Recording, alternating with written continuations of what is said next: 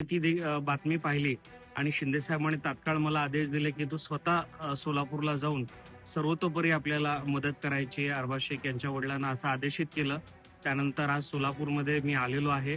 अरबाज शेख यांच्या वडिलांची भेट घेतली. सध्या त्यांना वळसंकर हॉस्पिटल या ठिकाणी ॲडमिट केलेलं आहे.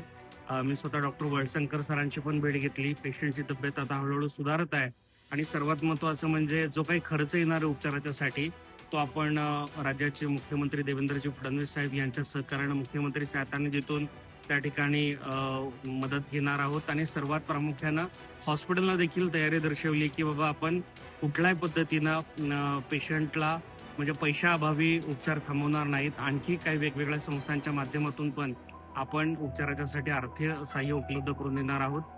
तुर्तास या ठिकाणी ज्या सगळ्या सामाजिक संस्थांनी समाजातील वेगवेगळ्या मान्यवरांनी या घटनेची दखल घेऊन आमचे सन्मित्र अरबाज शेख यांच्या पाठीशी उभे राहिलेले आहेत, त्याच्याबद्दल मी सर्वांचे मनापासून आभार मानतो. धन्यवाद.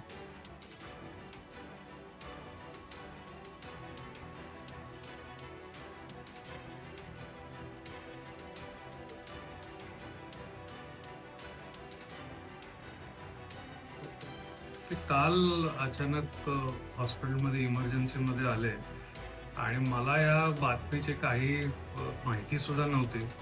आल्या आल्या मी नातेवाईकांशी बोललो, त्यांना समजावून सांगितलं आणि योग्य ट्रीटमेंट चालू केली.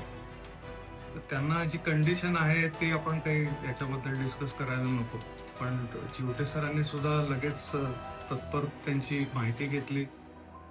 त्यांनी मला कॉल केला आणि रुग्णाबद्दलच्या आर्थिक परिस्थितीबद्दल काय अडचण आहे हे समजावून सांगितलं. सो हे केल्यानंतर आम्ही ठरवलं की आम्ही यांना पूर्ण अनकंडिशनली जी काही मेडिकल मदत लागेल आणि त्यांची जी ट्रीटमेंट व्हायची आहे त्या दृष्टीने आम्ही योग्य मदत सगळी करू.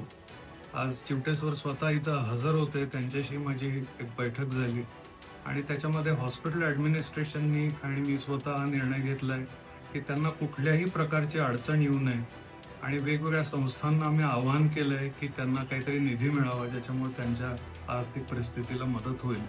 आणि मी त्यांना माझी हीच विषय आहे की ते लवकरात लवकर याच्यातून बरे व्हावे आणि सुखरूप घरी जावे.